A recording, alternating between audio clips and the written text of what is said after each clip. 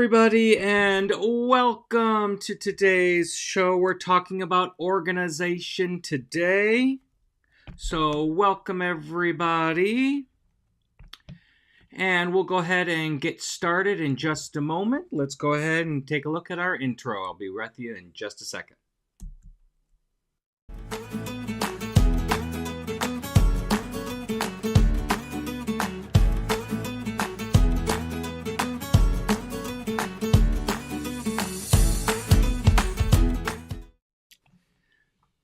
So, welcome back, everybody. Thank you very much. My name is Scott Benedict with immediateimmersion.com, and today we're going to talk about organization. Thank you for being here. I really appreciate you guys all showing up on this Monday evening. If you have never been here before, type in the comments #newbie. And if you have been here before, you've seen one of our Immediate Immersion lives, go ahead and type in #returnee. Also, while you're out there, why don't you let me know where you're watching from? And if you have any questions, please feel free to put them in the comments.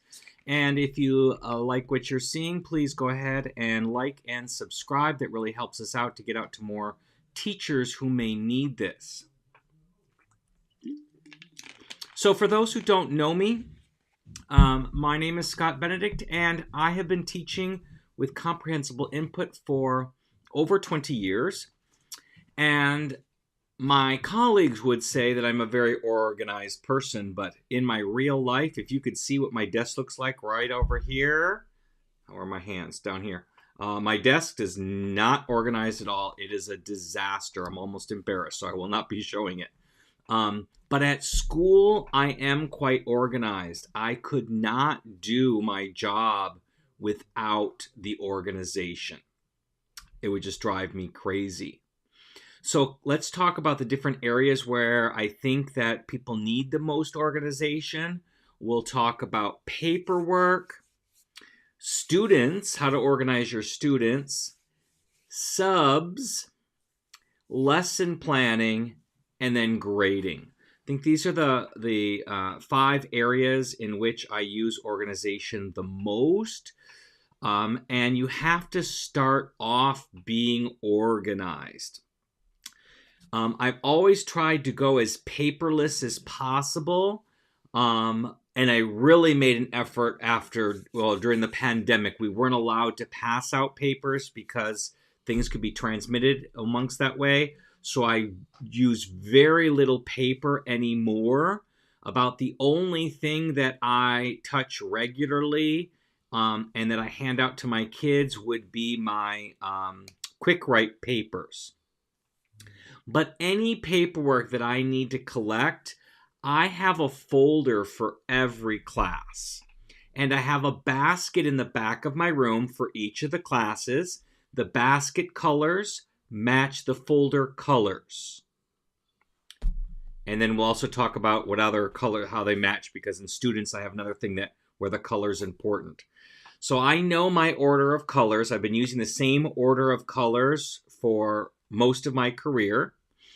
So I can just look at the basket, I look at the folder, and I know which class it's for. But they are labeled. They are labeled on each. So my students will turn in their paperwork in the back of the room in their particular basket. Then I will take it to my desk to grade, and when I'm finished grading it, it goes into a folder, their folder, color, everything's colored that way. It'll go into their folder for me to pass back the next day. I have in the back of my desk, I have 7 trays because potentially I could teach 7 classes. So the top tray would be my first period, second tray, second period, etc., all the way down. I will put that folder in the tray. So then next day when I need to pass back the papers, when I first come in the morning, I will collect all of the folders and put them on the edge of my front table. I teach from my front table. I'm usually not sitting, I'm usually walking around, but my computers are there. Any supplies I might need will be right there. And so I have this little corner, and I put all the folders in order there. My students, I have jobs. And so one of the jobs is the paper prince or paper princess. And their job is whenever they see the folder there is to grab the papers out of it and then pass the papers back out to the students they belong to. This way, I've never lost a paper in over 20 years of teaching. The papers never leave the room. The students put the papers in their basket. When I have time to grade them, I don't remove them from the basket until I have time to grade them. I will pull one set of papers out of the basket at a time. I will go grade those papers. I will put them in their folder, put the folder in my files, and then the next day I will take all those folders out and put them on the edge of the table. I don't put them on the edge of the table the night before, because if the custodians accidentally knock them over, then they're a mess all over the floor. So I like to keep them in my little files, my little trays that are behind my desk on top of my file cabinet until I'm actually ready to pass them out. And the first thing in the morning, I will go ahead and I will pass them out, or put them on my table, and then my students will pass them out. So that's one of the things that I do with paperwork. My second thing I do is I have folders, the kind that have the little clasps inside where you can hole punch and put your papers inside. So I have one of those for school information, one of those for all of my IEPs, another one for all of my 504s, another one for sub-plans, and we're an IB school, so another one for IB information. So, for example, in my school folder, again, they're color-coded, so I know our school colors are blue and yellow, so I use blue as my main folder for my school folder. So in there, we get papers every year that update. So we have school maps on there so we can see where everybody's classroom is, because some people change classrooms from year to year. We have everybody's schedule in there, the master schedule. So I can look and I can see which teacher's teaching what and what period, when their prep is. I can see it, plus their room numbers on there as well. So I have that in that folder as well. We have assigned supervision duty on a weekly rotating basis. So I have that list in there so I can always check where I and my team have duty. I also, what else do I have in there? Oh, we have our phone extensions I will have in there as well. So when I need to make a phone call, I can just open up, there's the extensions, and I can make the appropriate phone call. Anything else that's in there are delineation of responsibilities between our principals. All that stuff would be in that particular folder. I don't hole punch my papers because they tear out easily. I have plastic sleeves that I put in there and I slide those right on in. So if I need to do anything, find anything that's school related, I know to pull that folder out and it'll be all there. They also have pockets, so if there's anything that's loose, it doesn't need to be in there semi-permanently. I'll just put it in the pocket, and it may, I'm sorry, I was reading Frau Webb's little message there really quick. I'll post it up in just a second. So anything that's temporary that I might need for a couple of weeks, and then I can toss it afterward, will just go in the pockets. Frau Webb says, I've never worked in a school where teachers have access to all the teachers' schedules, rooms, etc. Very helpful. Yes, it is. And we do post it, they give it to us digitally, and they also print it for us at the beginning of the school year. And I do find it helpful. If I need help from somebody, or let's say I need, I don't want to take a full half day off. I need to do an errand. For like, say, I need to leave early because I need to get to my doctor's appointments. My doctor closes down at 2:30. We get out of school at 2:30. So I can look for who's got seventh period prep and who might trade with me. So I will cover their class one time during my prep, and they'll cover my class during my prep. We'll do a swap that way to cover each other. It's really helpful to look through that right away. So it is really helpful, and I'm glad my administration provides that. But I'm with you, Frau Webb. Before I'm at this school, I've been in this school for this is my 10th year at this school. I don't think in my previous school we did that. I could be wrong, but I don't remember. Quite honest, I'm old and I forget. 10 years ago is a long time. But it is very helpful to have all of that. Something this year our IEP teachers and not our 504, excuse me, our IEP teachers have printed out the main points of a student's IEP, the stuff that actually applies to me as a teacher teaching them, and they put them in a folder. So I have a 7th grade folder of IEPs and an 8th grade folder of IEPs. I don't teach 6th graders, so I don't have a 6th grader IEP folder.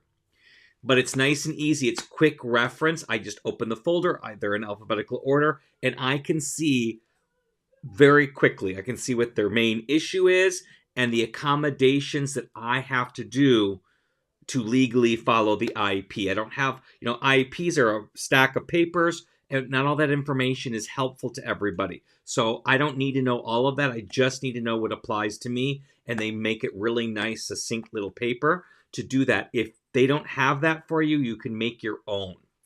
I do that with my 504s. My 504 students, we don't have a nice, neat little sheet. They're all digital. We have bit.ly links to see them all digitally. But again, if I have a sub or something, they don't have access to all of that. So what do? I make a 504 folder. I will put them in there alphabetically, not by grade this time, because I'm not going to separate them by grade. I only do that the IEPs because it's already done for me. I'll just alphabetize all of them, put the main issue and any accommodations that I or a sub may have to make. So that'll be in that one. IB is the International Baccalaureate. That's something that we do. We have and I forget the word and what they use to describe it. We have a big document. It's like 20 or 30 pages of our of all the rules and stuff that we have to follow within our subject area, all the grading, all the expectations, all the things that are there. I print that out and I put that in that folder. Anything that our IB coordinator shares with us, if it's semi-permanent, it'll go in the plastic sheets. If it's something that's temporary only for a little bit, it'll go in the pockets. But anything IB related, I can find it right then and there. What other folders do I have? I think those are all of my folders. Pardon me 1 second. I gotta shut my door now that my dog is barking, so bear with me a second here. He was sitting in the doorway blocking it, and I couldn't shut it earlier. So I apologize for that. Just like live TV. You never know what's going to happen. So I think those are my paperwork, all of my paperwork. I did IEPs, 504s, IB, and my IKE. Those are my folders there. So that's how I deal with all of my paperwork.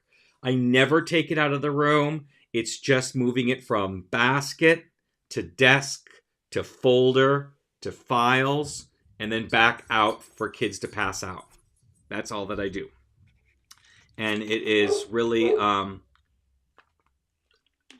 it really keeps me very organized that way and having folders so I always know. If the kid comes in and goes, I need to see that paper that that you graded. If I haven't passed it back yet, I tell them just go to the yellow folder, look through there, put everything back, put it right back where you found it if they want to find it that way. So it works out really, really well. Any questions or ideas that you guys might have of how you handle paperwork?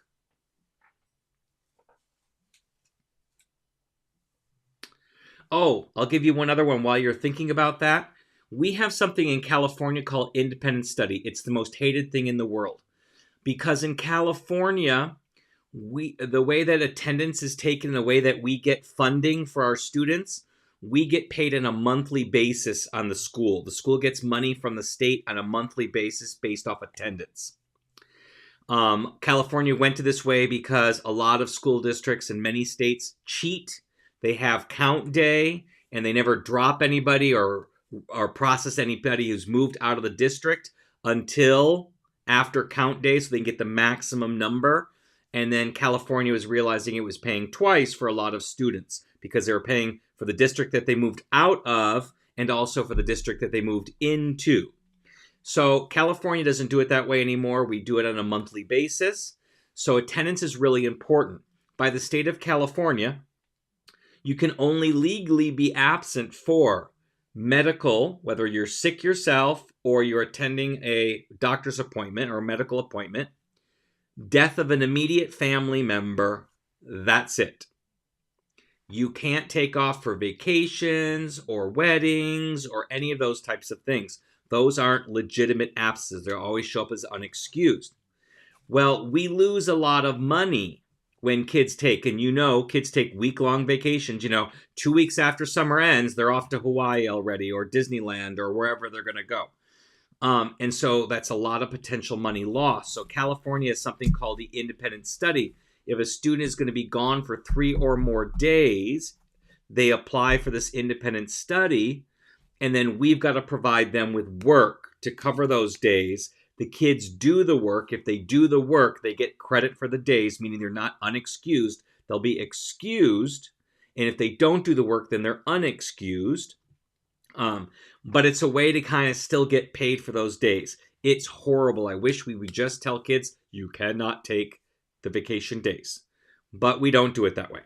So it's a pain in the butt for both the secretary who has to administer this and document everything, because everything's got to be legally documented. All the work that they do, we have to provide a copy of that work to the secretary that they can turn into the district so they have a record of it.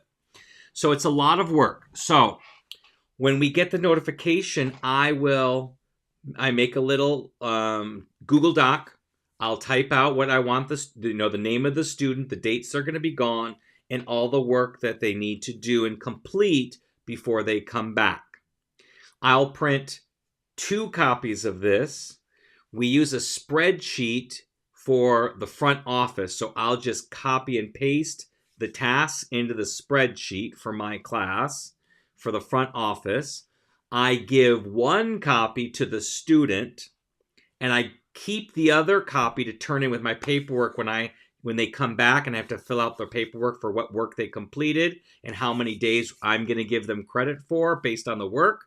I will staple that to that form along with a copy of their work, because I'm not going to remember what I assigned to them, because sometimes, I had to fill out the paperwork 2 or 3 weeks before they even leave. And then they've left and they've been gone for a week, and who knows? I don't remember. So I print that out.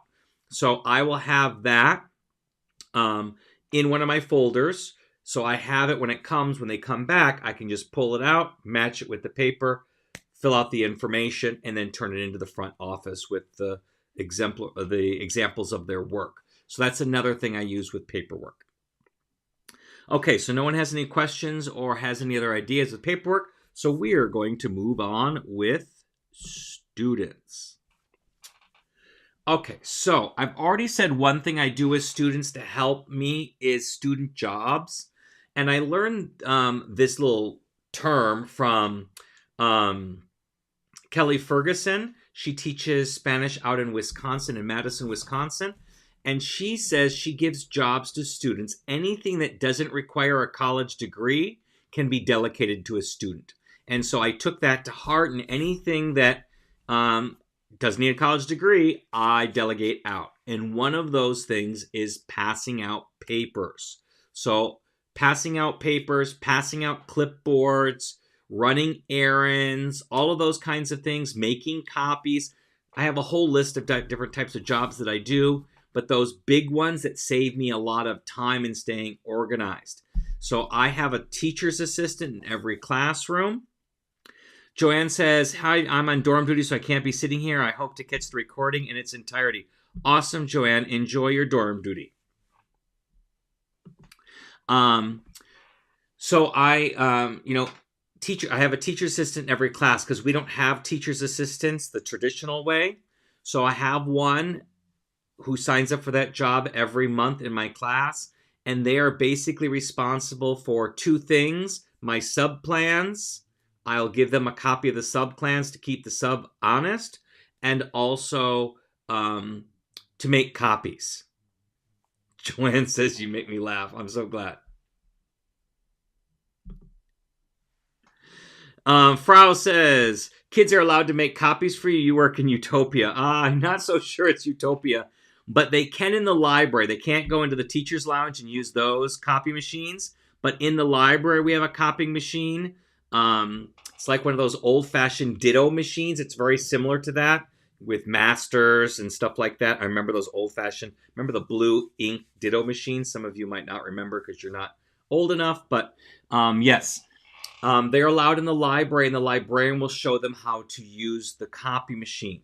So if I need to make copies, I will send one of my teacher's assistants to go and make copies during class. So I rarely make copies. I used to only make copies for tests, but now we use a program called formative.com for all of our assessments. So they're all online. I don't have to print any paper for tests anymore.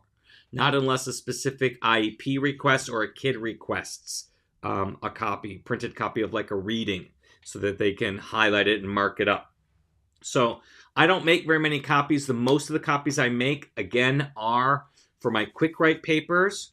So I will have a student go and make those, and I do it in cycles. Since I have about 170 students, I'll have each class make 500 copies. So I'll send my teacher assistant out to make 500 copies of the paper. So by the end of the day, my math is not going to be horrible. So 6 times 500, what is that? 3,000 copies. I'll have 3,000 copies made in a week, which will last me a couple of months. And then I'll do it again later on when I'm running low, and I'll get 3,000 more copies. And I don't have to worry about it. I don't have to sit for 20 or 30 minutes in front of the copy machine. But I will tell you a secret: if you do have to sit in front of a copy machine, do your steps. I am famous for always doing my steps no matter what I'm doing. So I am in front of the copy machine. I am stepping to get my steps in. I'm not faking like my sister does and just shake her wrist. I am actually doing my steps. So it works really, really well to do that as well. So those are a couple things I do with my students. And as I said, anything that you need done that does not require a college degree, boop, they can do.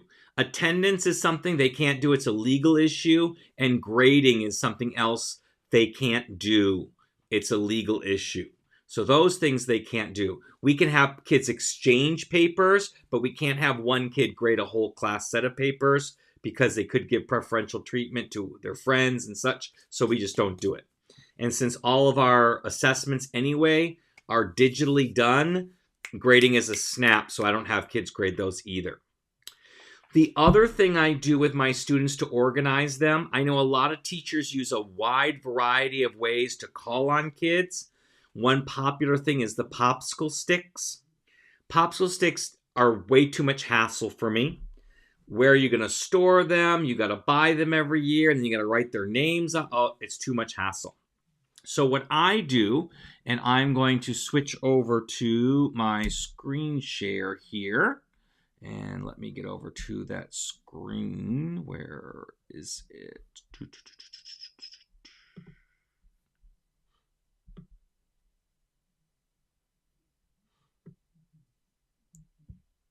Okay, so let me see. Originals. Is it under originals? Where do I have it? Book report, character, essay points, drop a quiz. Oh, see, here are some of my jobs. I'll show you really quick. And that's going to be really small.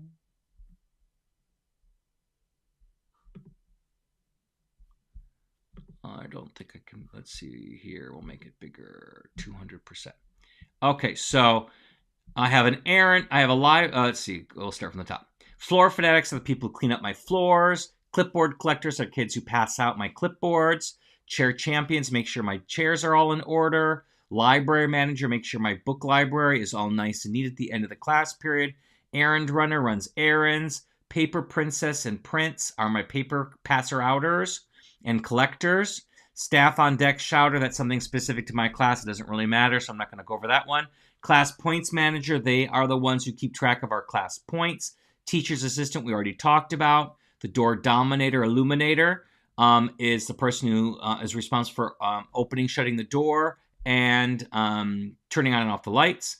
Absence manager is responsible for getting any handouts for kids who are absent and then letting those kids know what we did while we were gone. Google Assistant, I have a Google Assistant in my classroom. Anytime we need Google Assistant for timers or to ask a question or something, they're responsible for doing that. An accountant is the person who is responsible for passing out all these points. Kids get paid points per month for doing the jobs, so they'll do that. I have a disabled student in a wheelchair in my class, and I asked her before I put this job on the paper if she wanted. I have two actually kids in wheelchairs, and one of the kids is very independent and can maneuver all around the classroom without any assistance. But Jewel prefers to have someone help her. So if she doesn't want to cross all the way through the classroom and move kids around, so if she needs something from one end of the classroom or the other, the Jewel assistant will take care of her. And the job filler inner is to fill in for anybody who's absent on a particular day. So those are my basic jobs that I do. But I wanted to show you my names. Here they are. So this was from last year's names, but I make this little doc right here. And as you can see, it has 5 rows and 2 columns. And I type the kid's first name in there and then what period they're in. And I just, go through all of my classes until, I have everybody done. There's period 3, period 4, period 5, period 6, period 7. So you can see. So then I will print these out. And remember I told you I color code things? I color code these. So the same color of the folder and of the basket is the color of these cards. And I cut these cards out, and this is how I call kids. If we're doing a speaking quiz, I will make notes on the back of their card as to the grade they got for the speaking quiz. Because let me rephrase that. They're not really quizzes. They're formative speaking assessments. They're not quizzes yet, but I will take 3 or 4 of these. I've made little notes on the back, like I've given them an IB grade for what they did. And then after 3 or 4 of them, I'll average all of those grades together and actually give them a speaking quiz grade. So anytime we have conversations in class, I might put a grade on the back of their card this way. So that's how I organize my students. Makes it really, really easy for me to call, and I can know if I've called on a student or I've not called on a student, because if the card is upside down, I still have to call on them. If it's right side up where I can see the name right away, I've already called on them. Once I get through all the cards, then I can shuffle them back up, and then we got a fresh new start. So that's what I do with my name cards.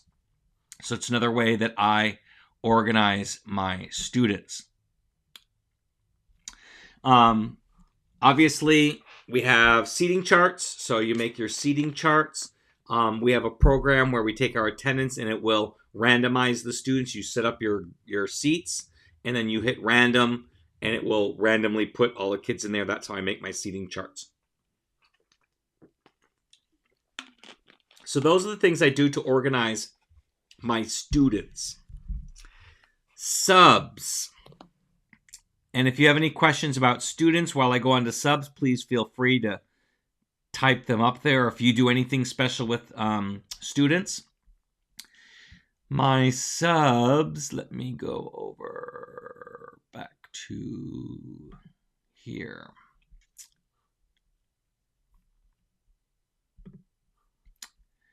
And we'll close this down. Back in my main folder, you can see I have everything quite organized. I have in my Google Drive, I have a folder for school. Inside that, the school that I teach at Ike. Inside that, I have a folder for every year that I taught. So you can see for every year that I taught there, I started in 2013, 14, 15, 16, 17, 18, 19, 20, 21, 22. And then I always highlight the current year. Here I have all my stuff. Spanish 1, Spanish 2, Spanish 3. So in here, remember I told you about my student absent work? This is the file that I use for that.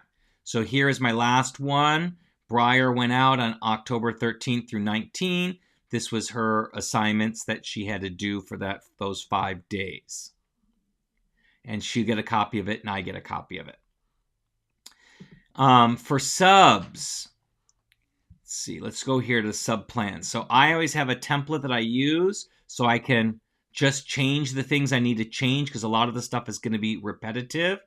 So I put the dates I was absent. I was away for a funeral a couple weeks ago. So I had these plans. I give us information about, what's going to go on in my classroom, an overall view of my kids, the seating chart, any special information, and then what I want my kids to do. So on Monday, this is what I wanted them to do. On Tuesday, this is what I wanted them to do. And on Wednesday, this is what I wanted them to do. And then I always say, please let me know of any kids who are well-behaved or not so well-behaved. And that information, because I give rewards to kids for behaving very well. So that's what my sub plans look like. They're nothing special here. And I got to see if I can, I want to do this without too much information. Okay. So I'm going to scroll through this really quickly because I don't want you to be able to read it. But I've got a list of all of my kids with 504s, IEPs, health issues are all listed in here. And then any behavior issues that I have. And I keep this is permanent for the whole year. I started with this information is confidential. And it's all listed there by period so that they know and they have access to this. They'll see my overall seating chart is here as well. And this is that goes in that plastic sleeve for my sub folder on there. The sub plans will go in a pocket because those are only temporary. But this information will go, on in the sleeves inside the middle. So I give all this information so they have it, just the information they need. We have a lot of health issues with our asthma and such, which are not big deals. So I'm only doing the stuff that really needs some high medical issues. Those are the ones that I put in there. Things need EpiPens, or if there's epilepsy, or I have some kids who've gone through some brain surgery. And so if they hit their head or anything, we have to notify the parents right away. Those types of things are the big things that go in there. So those are my sub things that I do. So I make a sub notes for every year, and then I make a sub plans for every year. So I just, update the sub plans as needed, and then each year at the beginning of the school year, I will update the notes. It takes me a long time. Michelle says, I'm going to teach a Russian class now. Wanted only to share that I gave the office a slideshow of plans with regular songs and potential plans if I'm out unexpectedly. Anyone can play it. Thanks. Thank you, Michelle. Yes, we're supposed to give 3 days worth of emergency sub plans if we have to go out without notice and we don't have time to make plans. So we give that to the school year every year, and I will show you what mine are. Enjoy teaching Russian, Michelle. Let's see here. I'll show you my sub plans here. Where were my emergency? They might be in my originals here. Let's see.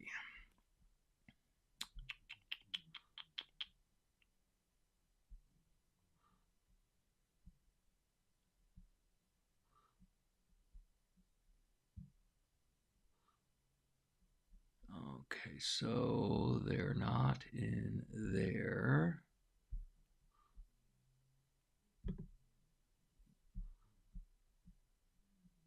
Templates, book report, break, sub, learn, picture, talk, reflections, subplans, heritage speakers. So let's just see, emergency. Oh, here they are. Okay. So emergency subplans, they're the same every year. I never change them.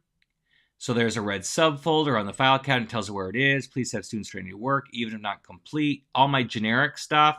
And then what I have them do. Here's day 1 and 2. And then here is, and it won't let me scroll that down any further. Let's see if I go to 125, can I do it? So in day 3, what I have them do. So those are my emergency subplans, and we have them in there all the time. So I just turn that into the BD, or I just make an updated copy, and I send that to them. So thank you, Michelle, for reminding me about that. Okay, any questions about subplans before we going on to lesson planning?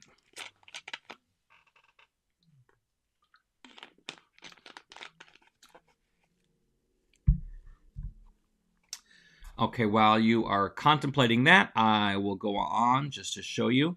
And again, I'm going to go back to my screen share. So the first thing that I do is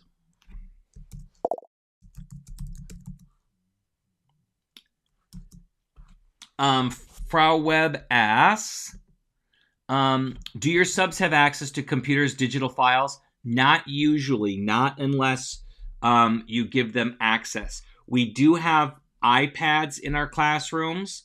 I don't use the iPad at all, but some people don't have them password protected. I don't have mine password protected because I don't use it. So then they could have access to it that way. If I ever need them to have access to my computer, I tell my neighbor, my classroom neighbor, to turn the computer on for them and open it up for them. So I'll give them my password, and then when they come back, I will change my password again so it's different, so no one has my password. But I'll give my neighbor the password. They'll come in before first period. They'll open up the computer and get it started for them, for the subs. And then I tell the sub, don't shut down the computer until the end of the day when you're leaving, so that you don't get locked out of the computer. But normally they don't have access to the computers, no. So that's a very good question. So I usually plan them not using computers. That's usually what I do. Great question. Okay, so let's go back here. Where's my button? There it is. Okay, so the first thing I do is I go through and I will, oops, let's go back here. We'll start earlier. So I went through and I generally plotted on a calendar my lessons. So you can see here, this week I'm doing lesson 1, and it usually takes me 2 weeks to do a lesson. So I've got lesson 1 plotted here, lesson 1 plotted here.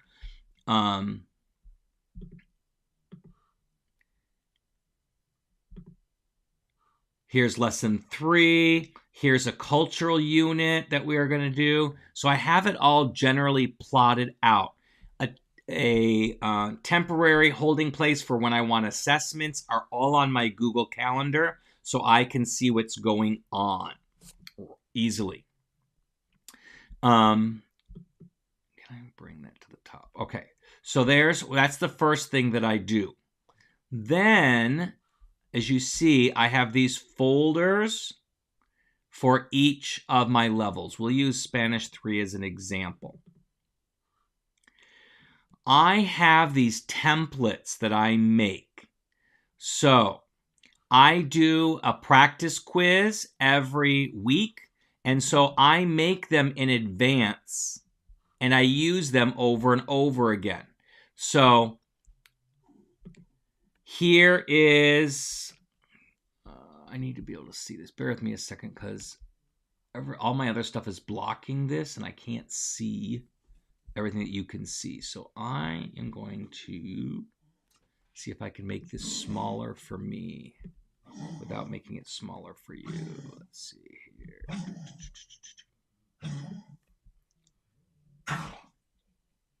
Okay. It did not work like I wanted it to. Okay, so this one you see... Whoa, that's not what I wanted either. Let's get rid of this.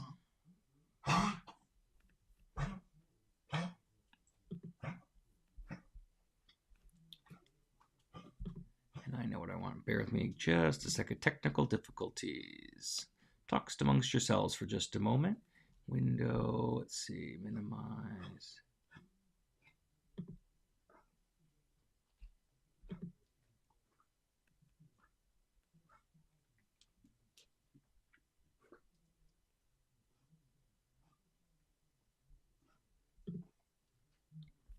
Okay, that's better for me. I can see what I'm doing here. So here, this would be week 1 practice.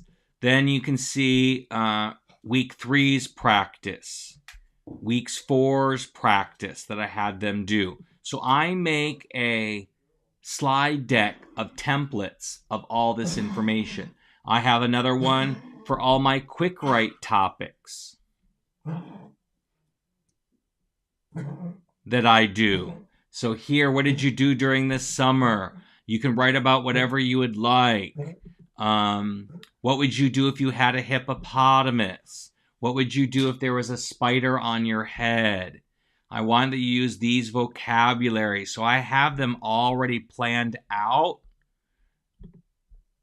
for what I want them to do. I make all of these to make my life easier. So I don't always have to think of a topic every time. Once I've come up with my topics, I can reuse them year after year. Here I have all my Spanish 3 songs. So I will make a slide. I put a video in there with the text in it. So like you can see here, it's the lyrics. So when I play the video, they hear the music and they can sing along with the lyrics. These are all the songs that I do throughout my school year for Spanish 3. I don't have to worry. What song am I doing next? Well, this is the song that we're doing currently. I have it grayed out. And then this is our next song that we're going to be doing. And then it'll be this song. And then it'll be this song. And then it'll be this song. So I always know. I just gray them out once I've done them. Another one I have, conversation starters.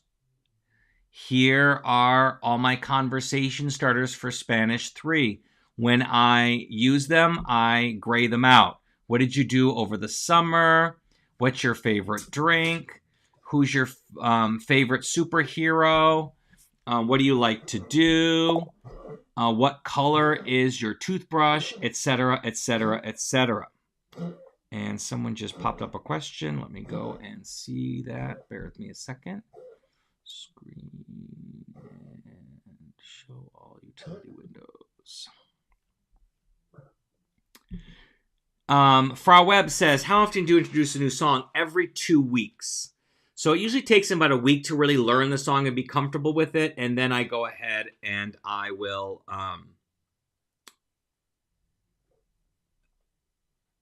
then the second week we still are singing it. I'm sorry, I lost my train of thought. And then we will switch songs every 2 weeks. Great question. Okay, so there you see my the conversation starters. So I have all of these going for all the stuff that I have. What I do is then I have a general template for my lesson week. I use one slide deck for the whole week.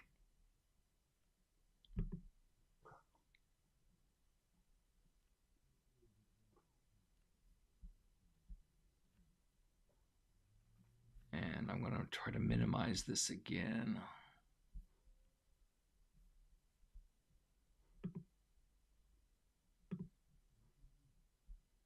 Just minimizes everything. Okay, so I can see again.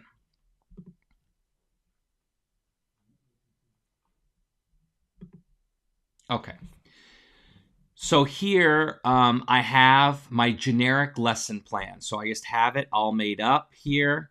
I have my week at a glance. I have my inspiration slide. We have to do something called a IB learner trait. So I have that. My word of the day. These are all just placeholders for things I know I'm going to be doing. So I have this, and it's just my template that I start with on the first day of school year. And then I swap out all these different parts for whatever applies for that lesson for that week. But the basics are all here, so I'm not having to recreate all of these slides. They are all here, the basics. I just add or change or rearrange. I like to then make what I call my my shells. I make 4 of them in a row. Oops, I don't know why I wrote these down. It should be 11, 12. This should be 13. I mistyped. Let me fix this one before I forget. I make a shell for about a month in advance. So all the stuff that I know is going to be there without a problem, I make this shell. So I know that during this 13th week of school, the stuff that I know about, I know that's going to be my inspiration slide. I know we're going to be in November, so we're doing the IB learner trait of November, and we're doing Inquirer. This is my first slide that kind of exemplifies what an Inquirer is. This will be my word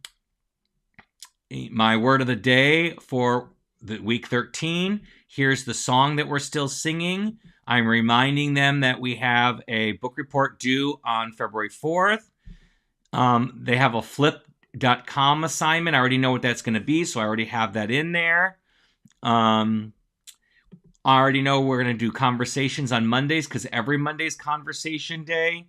And here's the question I'm going to give them. If you are on an isolated island all alone, what would be the one thing that you would bring with you? And that's what we're going to do on Monday. And then Tuesday, no, we start with silent reading. That's going to be my inspiration slide. We're still working with our the Inquirer trait for the whole month of November. This is my example of that. A IB child is not gossipy. They are an inquirer and a good communicator. Here's my word of the day. There's our song we're going to do. I'm still reminding them about the book report. All my normal stuff. Right between this slide and this slide is what we're actually going to do that day. I don't know what we're doing that day yet. This is just my shell that I made. So I do this for everything that I know I'm going to be doing. I already know what our practica is going to be. I know that there's no school this week until Wednesday. So all those first slides they're not going to see anyways. This will be the first one that they'll see. So we're going to do 3 words of the day for that to catch them back up. Again, between this slide and this slide will be my lesson, but I don't know what we're doing that day yet. And I continue. Thursdays, we do our reading again. We also do our quick write. So I already know my quick write's going to be. So here it is. It's the 12th one that we're doing. I don't know the time yet, so I'll change that before the lesson. But I already know that I want them to write a story about an elephant that is afraid of mice. So they're going to make up a little story about that. On Friday, I know they're going to have this reflection question. What can you do as a student to improve your Spanish? And they'll answer that in English. And then we have all of our normal slides. There's our Inquirer slides, our word of the day slide, our song. We've completed 6 weeks worth of word of the day, so they're going to turn that in. So I have a reminder to remind them to do that. I also remind them that their flip grid is due that day. I also tell them their book report, this will be November 4th. So the book report is due today. All that stuff that I want to do with them is all listed here. But again, I don't have the lessons. So all the stuff that I know I can predict in advance is what I call a shell. And I know it's a shell. When you look at my list here, I don't have any. Here you see I have what the main part of the lesson is. And here I have nothing. So I know it's a shell because I've not added what we're actually doing to it yet. When I add what we're actually doing to it, I'll give it a title here. Like we're doing La Tomatina.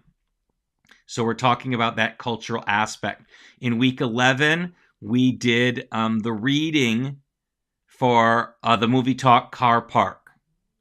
So I had all of this stuff done. So I make these shells 4 weeks in advance so I can go really quickly. Then on the day that I'm going to lesson plan, let's go back to this one again. And I'm lesson planning this one. I now know, so I usually lesson plan starting on Thursday because I can't do it too far in advance because I don't know where my kids are going to end up on Friday.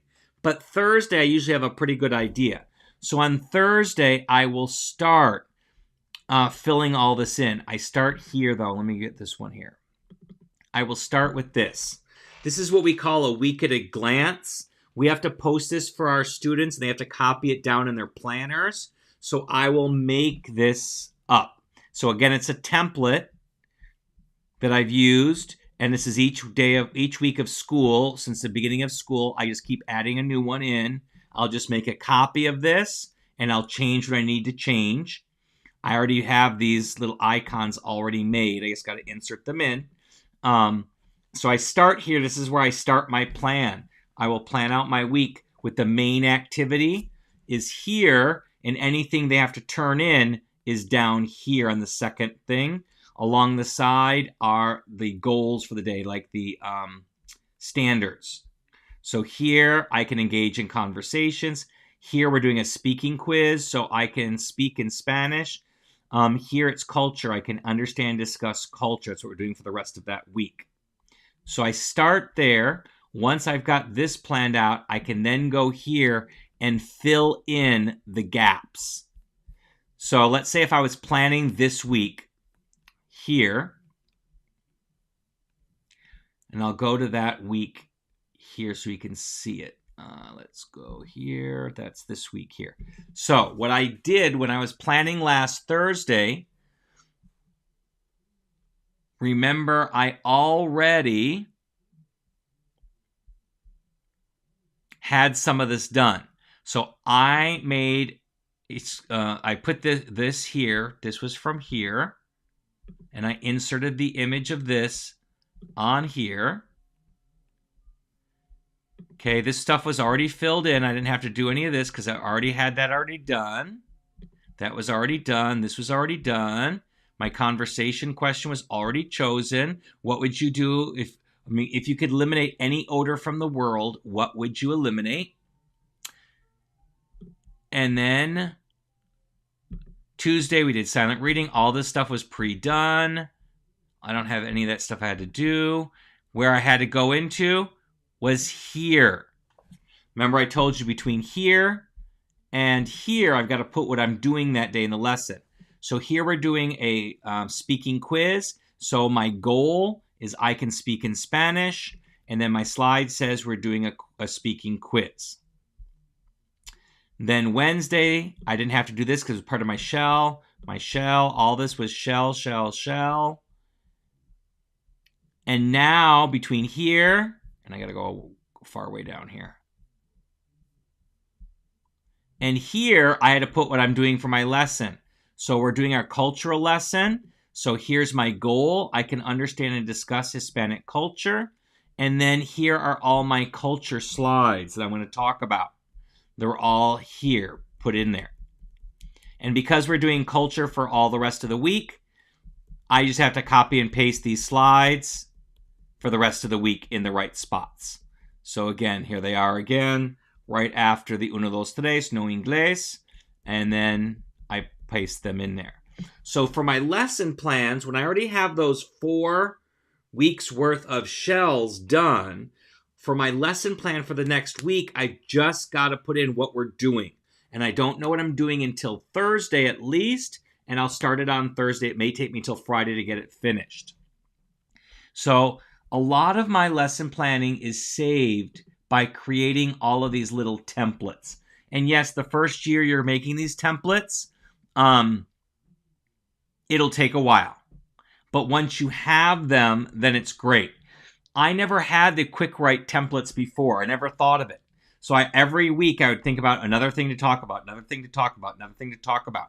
So I said, oh, this year I started making them. It's not complete yet. I've only got I don't have all the weeks done. But as we go along, I will update them, change them, until I have something I like that I can use again next year. So sometimes I create them as I go along. Sometimes I create them all at once. My inspiration slides, we were encouraged during the pandemic to give some kind of inspirational quotes. Well, I made my inspiration slides here. And I know there's 180 school days, so I just went through and found inspirations from all walks of life and made 180 slides. So I have them, and I just gray them out when I've used them, and I know what the next one will be for the next time I make a shell, because it'll be ungrayed. So I've made my shells already up through the 71st day of school. So here is the 72nd. So that will be, different different shells for my inspiration. So I made those. I have one for all my brain breaks that I do. So I make all of these. So making these little templates saves me a ton of time once they're created. I just have to copy the slide over into my lesson plans. Class procedures. Instead of me always typing these up year after year, I have all my class procedures made into slides. I just have to copy and paste the slide into that week that I'm teaching that particular procedure. Makes my life so much easier, so much quicker. And let's see, what else do I have? Oh, these are my IB profile traits, so I have them all done. That doesn't really apply to you guys. Picture talks. Any kind of picture that I find for my picture talks that I want to do, I will make a list of them in here. I'll add them to these slides, so I already have them ready. So, I already have them. Here's one with an orangutan with apples in their mouth. Here's a small turtle trying to eat a strawberry. Here are two birds arguing. Here's a guy who's got a pet hippo. Here's a guy who's running from a hippo. Here's a guy who's afraid of ladybugs. Here's a little hamster running. Here's another little hamster. This is a video that we talk about because it goes with these hamster videos. It's making a tiny burrito for a hamster to eat. Here's an orangutan with messy hair. Here are two laughing zebras. So I find all of these little pictures and I make a collection of them, so I always know where they're going to be, and I have them whenever I want to use them. I just copy and paste them over. It works really, really well. So I love, finding, whenever I find a new picture, I will just put it in my slide deck here so that I have them all ready. So it works perfectly for me. So that's how I do my lesson plans. I have templates for everything. Oh, here are my reflection questions. Again, I didn't have this before. I had a list of reflection questions, but I had to create the slide every time. So I said, why keep doing that? My reflection questions are the same year after year after year. So I then made my reflection questions. I'm making slides as I go.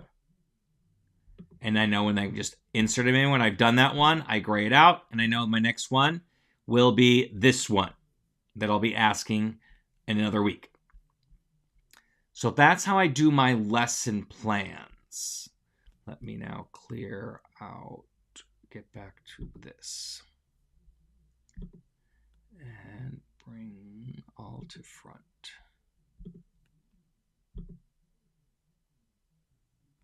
Okay. There we go. So those are all of my lesson planning tricks and stuff. And I'll be honest with you, we have to be at school 20 minutes before school starts and 20 minutes after. And after 20 minutes, we can leave. So unless there is a meeting after school, I am out the door at that exact 20 minutes at the end because I've done my work for the day. I do get to school about an hour before I have to be there. So I get to school at 6:30. And what time am I supposed to be there?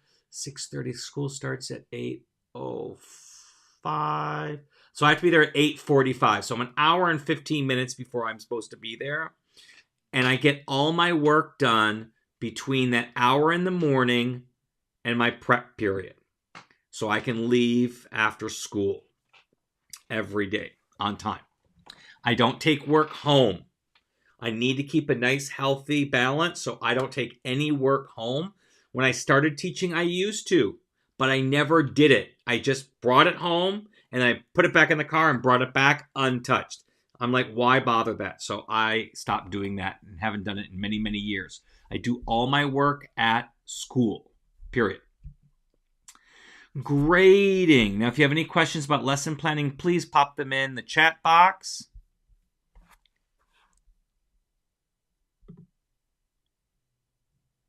Oops, that's not what I wanted to hide. Where we go? Lessons. There we go.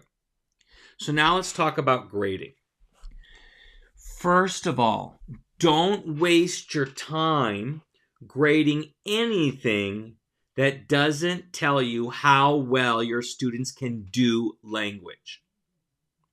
So that's the important part. I want to know what my students can do with the language. That's all that matters to me. I don't want to know if they can keep a notebook. I don't want to know if they filled in their warm-up. I want to know if they can do the language, if they can understand it, if they can read it, if they can write it, and if they can speak it. So if it's not in one of those 4 categories, then I don't grade it. You may have another category called culture. We're in an IB school. We have to use the IB standards, and they're only 4: listening, reading, writing, and speaking. Culture is embedded in everything we do, so we don't have a separate culture category. I used to before we were IB, but since we're IB, I don't have that anymore. So I'm only grading those 4 areas. If it doesn't tell me that, then I am not spending my time grading it. I use my time extremely wisely. I don't waste my time. So when kids are taking a quiz, the kids who turn in their quiz early, I'm grading. I can grade and scan the room for cheating along the way. Plus, they're taking their quizzes online. We have a program called ClassWise, so I can have that up on my screen, and I can see it and see exactly what they're doing right away. Plus, I use formative.com for my assessments, so I can also see them as they answer the questions. So I can see if kids are answering the listening questions before we even started the listening. They can also ask me questions through formative, and I can answer them right back, so they don't have to come up to my desk. They can just go right ahead, type in their question. I can see the question that they're referring it to, and then I can read what they asked the question about, and I can answer it accordingly, all in text. But I can grade while they are working. So while they're taking the test, kids who turned it in early, I'm grading and I'm scanning. And I'm grading and I'm scanning. And I'm grading and I'm scanning. I'm not wasting any class time. Why just sit there, twiddle my thumbs, and watch them for cheating? I can do 2 things at once and not waste that time. So I use every second so that when it comes time to my prep time or that hour before school, I don't have as much to do because I've already done a good portion of it already. During quick writes, when I'm grading them, first of all, don't grade every one. That's a waste of time. There's not much progress in between each weekly quick write because we write them weekly. But while one class is writing theirs, I'm reading through the other class that came before them. So during first period, I don't have any to read through. So I'll find something else to grade during that time. But in second period, I am now reading through first period's papers. And I can read through a set of essays, 30 essays, in about 35, 40 minutes. So I can get a head start in their 10-minute quick write time. I can get a third of those essays gone through. How do I read them so fast? Well, not reading so fast. How do I grade them so fast? I'm not marking them up for errors. Studies have shown that that doesn't help kids, so why do it? I don't do it. I just grade them based off the rubric. I give them some positive feedback, and I move on to the next paper. So I can read it really quickly, get a sense based on the rubric, because I know my rubric really, really well. I can grade it. I can mark it up on the rubric, put my positive note on, and that one's done. And I can get that done in like a minute to a minute and a half. Now, if it's a much longer essay, then it may take me 2 minutes, but usually my kids are writing somewhere in the range between 100 and 200 words, depending on the time given. And some kids write a lot less than that, so it's even quicker to get through their papers. But the key to grading is not to have that lull time. Yes, you could sit there during class and just monitor your kids, walk around as they're taking their quizzes, and watch them like a hawk. But that's wasted class time. I want to get home to my family. I don't want to spend all my hours off the clock grading papers. So I maximize any time that I may have during class to grade the papers. Last week, they did a reflection question on Friday. I read through all those reflection questions, all their answers. Well, they were also playing Gimkit on Friday. They earned a game day. So I'm reading them through while they're playing Gimkit. I don't need to monitor Gimkit. Gimkit works all by itself. I set them up. I made my Gimkit. I just say play. They will play. I'm watching the time. And I am reading through the reflections while they are doing that. And at the end of the day, at the end of the class period, I give rewards for the top 3 kids who win in the Gimkit. So I'm using all of my time to any free time that I may have. Instead of just twiddling my thumbs, I am using it to grade things. And then when I get there in the morning, I'm more productive in the morning. I'm not a morning person, but I'm more productive in the morning because I'm more exhausted in the afternoon. Plus, there's not a lot you can do with your family in the morning. You really want to spend that time in the afternoon. So I want to make sure I'm home for that. So when I get there in the morning, I get to work right away. I'm not making copies. I'm not planning for the day that's going on right now. I've already done that. I'm now grading anything that I have to grade, or if I'm all caught up in grading, I'm working on making those shells 4 weeks in advance. So I have 4 weeks of shells given. I just made my shells last week for the next 4 weeks. And then on Thursday, I started writing in for week 12, we're in the week 12 of school right now. So I filled that in on Thursday. But Monday, Tuesday, and Wednesday, I worked on making 4 weeks of shells for my level 1, my level 2, and my level 3 class. So I already had all that done. But I use that time in the morning. It's a great time. Very few teachers are there that early, so nobody's coming in to bother you. Administration's not on campus yet, so they're not there to bother you. Kids are not on campus yet. They're not there to bother you. So it is pure work time without interruptions. So I love it. So those are the ways. I know we went a little bit over today, but those are the ways that I keep myself organized. And it keeps me sane throughout my school year because I don't stress. If they have to take one of my preps away, like today, I lost my prep today because we had to cover for a teacher who was out. We have a sub shortage, so we rotate on a daily basis who's got to cover for the subs if we don't get a sub for that teacher. And so I gave up my prep last Thursday, and then I gave up my prep today. Who knows? Since it's so early in the week, I may have to give up my prep again before the end of the week. But I'm not stressed out about it. Why? My week is already planned for this week. I already have my shell, which is 90% of next week's lesson plans already created. So I don't have a lot that I have to do. I can get it done in the time before school, and then I can postpone it one day if I have to go and do it the next day because I lose my prep that day. Frau Webb asks, do your students have work to do when they are done early with a quiz? For me, whenever they're done with their work, they do their silent reading. So they get their silent reading book out and then they read. Normally, my quizzes take about 20 minutes. Listening and reading, they take about 10 minutes each.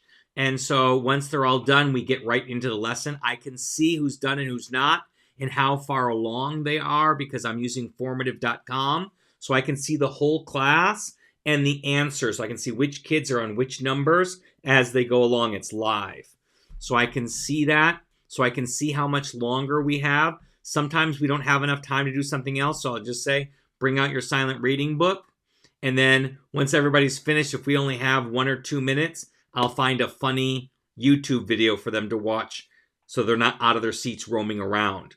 But generally, whenever they're finished with their work, if I have to step out and talk to the administration for a moment, whenever those kinds of things happen, they are trained to get out their silent reading book and silently read. It's my default for everything. Other teachers let them listen to music on their headphones. I don't let them do that because it's a mixed signal. They're not supposed to use their cell phones or listen to music during class. And so when some teachers do it and some teachers don't, it's mixed signals. And the poor kids forget where they are and put their headphones on and then get in trouble. So I just follow the school rules. No cell phones during the school day. All of our students are 1-to-1. They all have Chromebooks. Any other questions or comments? Thank you so much for your question, Frau Webb. If this video was at all helpful to you, please like and subscribe. It helps other people see the videos. Share the video with other teacher friends if you think it would be helpful. I will be back next Monday at 5 o'clock p.m. Pacific. I'm not sure what the topic will be just yet, but I will let you know once I figure it out. Frau Webb says, thank you for all of your advice and guidance tonight. You are so welcome, Frau Webb. And if there's nothing else, then I will say good night to everybody, and I hope to see you next Monday. Have a great week, everybody.